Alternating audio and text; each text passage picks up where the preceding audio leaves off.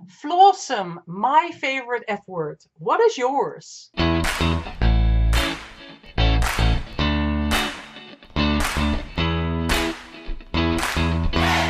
Hi, this is Joyce, and you are watching another episode of the Find Your Force show with mindset tips and other fun stuff for the multi-passionate, creative woman entrepreneur.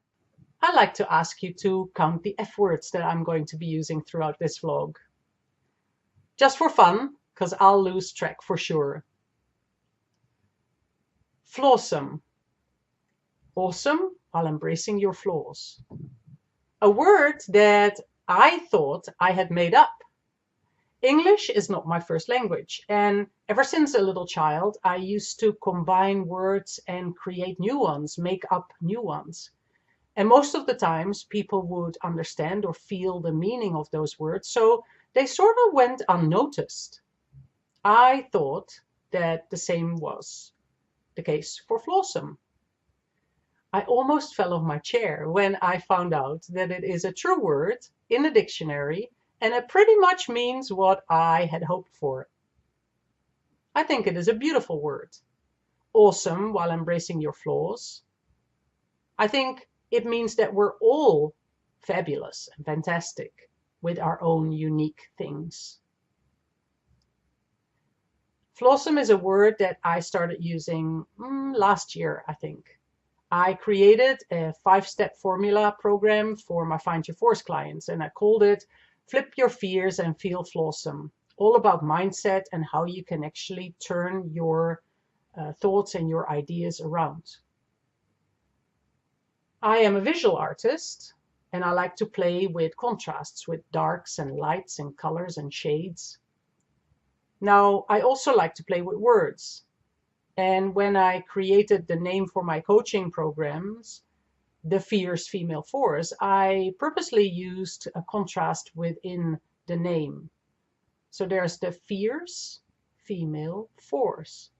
Fierce and force both feel strong, perhaps more masculine in energy, and female more feminine and softer.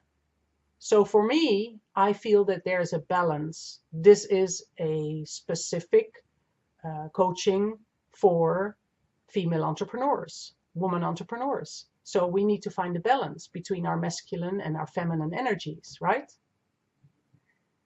And going back to colors and shades and darks and lights and contrasts, I'll give you a little example here as well. My mom, when my sister and I were growing up, she never really used to wear makeup, but whenever we would go out for dinner, she chose to wear her favorite fuchsia lipstick.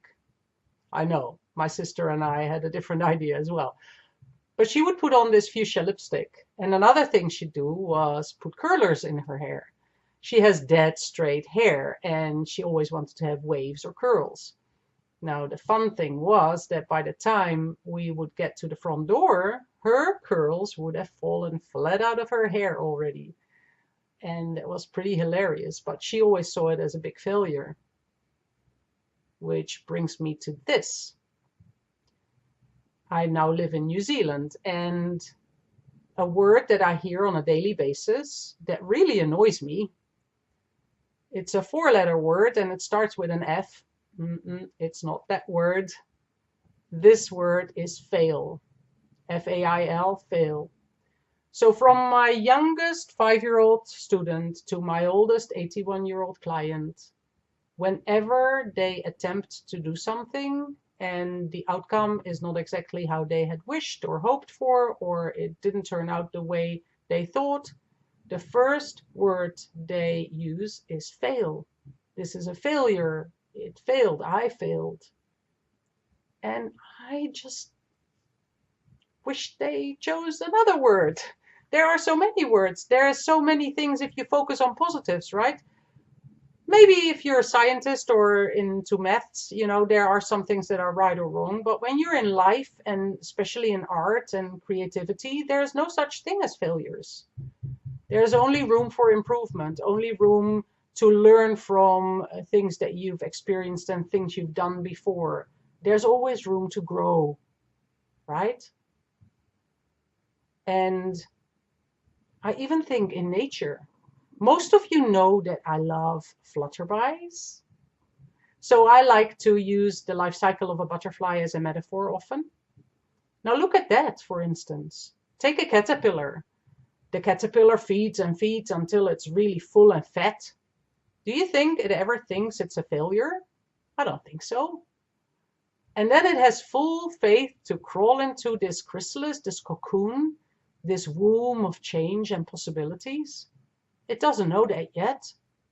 It just has faith, trust, until the day comes when the butterfly cracks open the now very tight tomb and starts fiercely flapping its wings to take another leap of faith into an infinite, free, wide open sky, and it fearlessly takes flight. I think we can take learning from that. We can, try perhaps to be more like a butterfly and embrace our flaws, embrace our beautiful, unique things, everything about us, and just feel Flawsome. I think if we all would focus more on the light, bright future, set our goals, focus on our goals, focus on the beautiful things further along, that we all and this world could be pretty awesome. Don't you think? See you next time.